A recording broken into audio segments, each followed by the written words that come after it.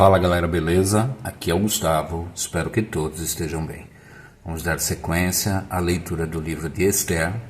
Eu vou fazer a leitura aqui na Bíblia de Estudos Windows, tá? Que é uma versão NVT, mas tem uma notinha de estudo da Deik que eu vou usar para complementar algo aqui, tá? Talvez não seja nem com relação ao que está nos capítulos 2 e 3, tá?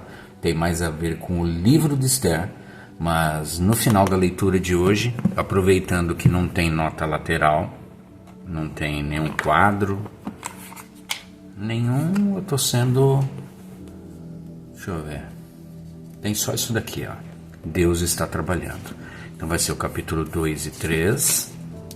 Termina aqui, tá? Aqui já é do 4. Aqui tem o personagem Esther, que daí eu vou ler amanhã, tá? Capítulo 4 e este. Então hoje 2, 3, esta notinha e o estudo da Deik. Vamos lá.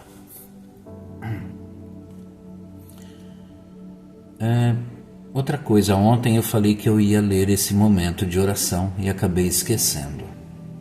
Eu vou ler ele antes do texto, tá? Pai, mostra-nos a importância do caráter e concede-nos graça e encanto. Que aprendamos a fazer diferença em todas as situações, que sirvamos de modelo de fascínio e beleza, com graça e elegância, de modo que toda a atenção será direcionada a Ti e ao Teu poder. Pedimos essas coisas e confiamos que Tu as farás. Em nome de Jesus Cristo, nosso Senhor. Amém. Então, capítulo 2, Esther se torna rainha. Passada a indignação de Xerxes, ele começou a pensar em Vasti, naquilo que ele havia feito e no decreto que ele havia publicado. Então seus conselheiros sugeriram: permita que procuremos em todo o império moças belas e virgens para o rei, e que o rei nomeie agentes em cada província para que tragam essas lindas moças ao harém na fortaleza em Suzã.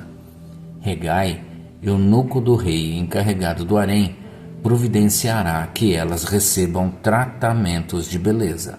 Depois disso, a moça que mais agradar o rei se tornará rainha em lugar de Vasti.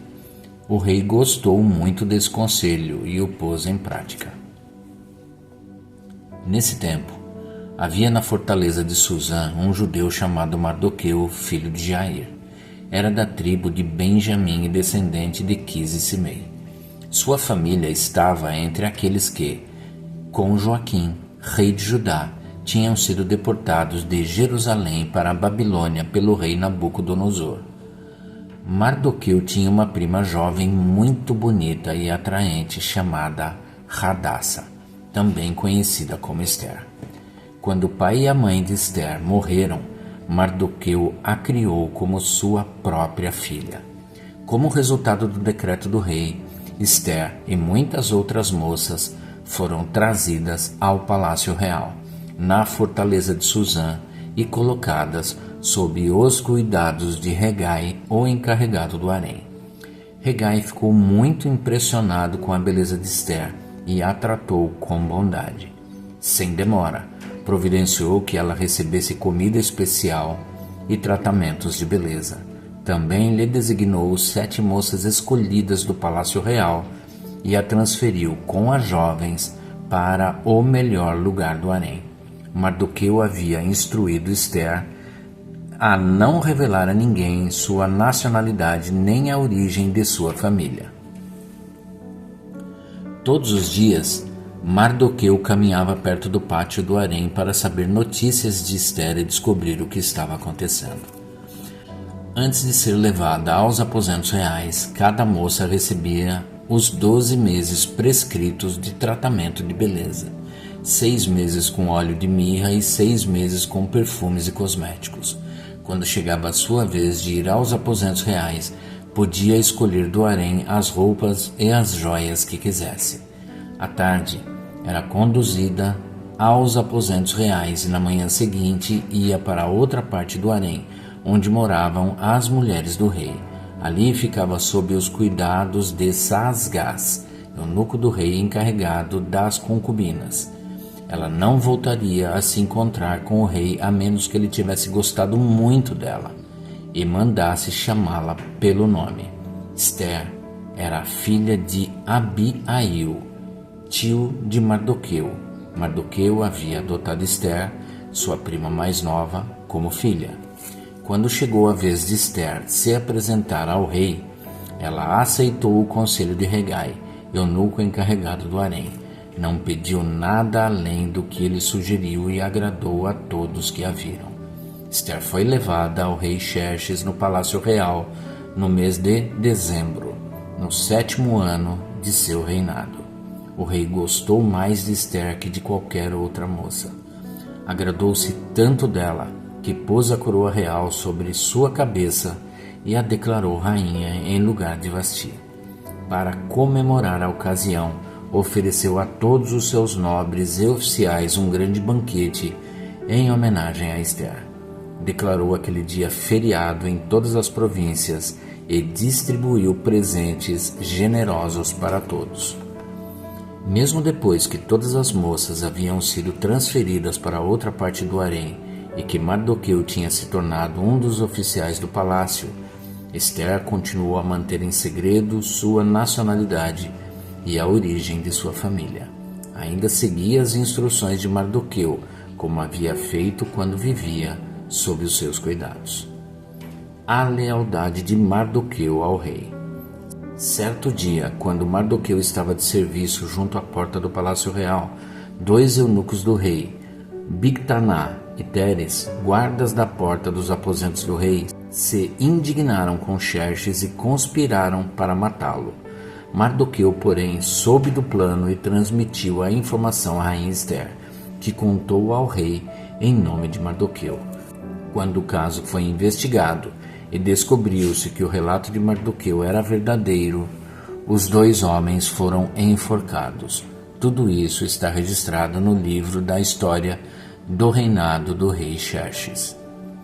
A conspiração de Ramã contra os judeus. Algum tempo depois, o rei Xerxes promoveu Ramã, filho de Hamedata ou Agagita, e lhe deu posição de autoridade sobre todos os nobres do império.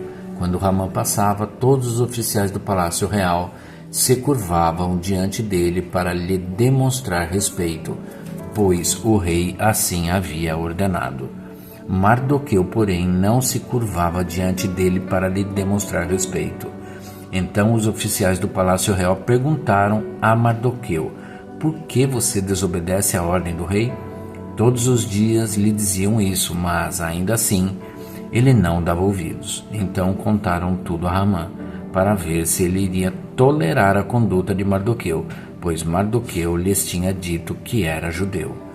Quando Ramã viu que Mardoqueu não se curvava para lhe demonstrar respeito, ficou furioso. Foi informado da nacionalidade de Mardoqueu e decidiu que não bastava matar somente a ele.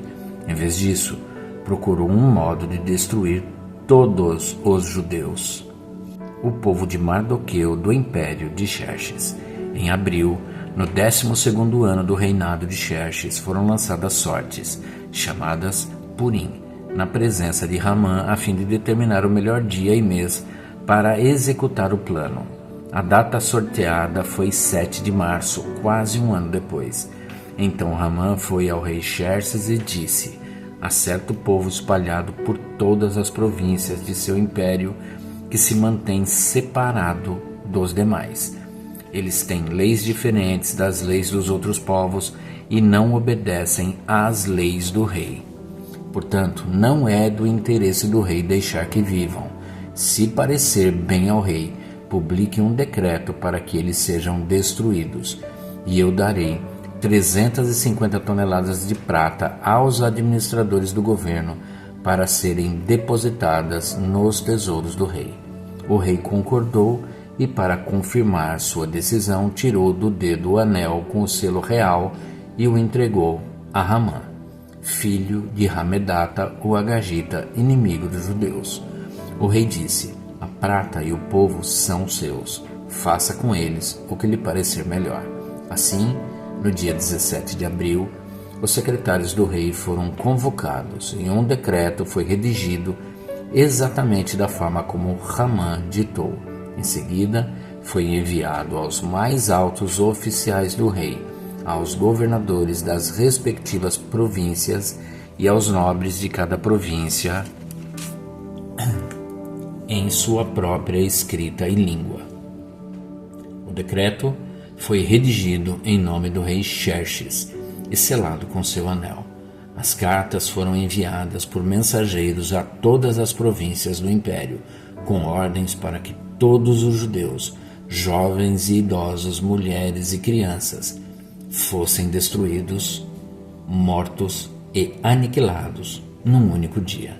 A data marcada para que isso acontecesse era 7 de março do ano seguinte. Os bens dos judeus seriam entregues a quem os matasse. Uma cópia do decreto devia ser publicada como lei em cada província e proclamada a todos os povos, a fim de que estivessem preparados para cumprir seu dever na data marcada. Por ordem do rei, o decreto foi rapidamente enviado por mensageiros e também foi proclamado na fortaleza de Suzã. Então o rei e Ramã se sentaram para beber, enquanto a confusão se espalhava pela cidade de Suzã. Bem, aqui tem uma notinha. Deus está trabalhando. Aqui em Esther, de 2, de 1 a 18, Esther era uma jovem desconhecida cuja vida não tinha relação alguma com o que acontecia na corte do rei. Deus, porém, estava entrelaçando os passos dela com os do homem mais poderoso do Império Persa. Em um dia como qualquer outro, um dia, porém, que mudou a vida de Esther. Deus entrou em cena e desencadeou uma série de admiráveis eventos que jamais imaginaríamos nem seríamos capazes de prever. Os propósitos de Deus não são atrapalhados por planos carnais ou contextos seculares.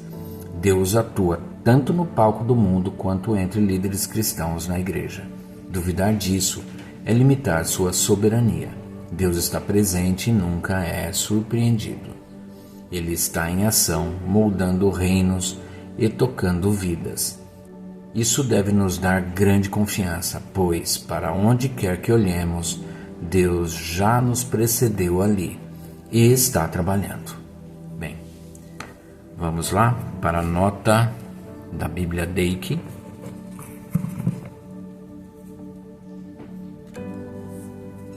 Já que eu olhei ela aqui e esqueci de marcar. Vamos achar aqui.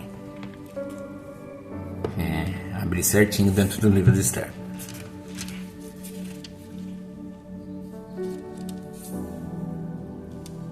Estudos temáticos. Aqui, ó. O nome de Deus em Esther 1:20. Tem sido observado por muitos que o nome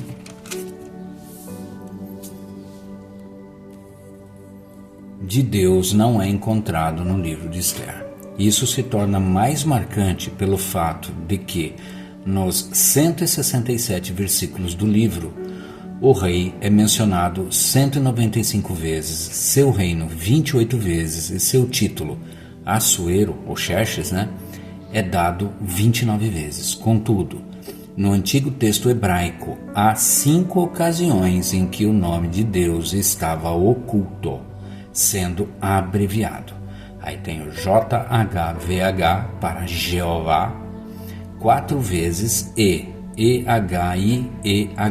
eu sou o que sou, uma vez.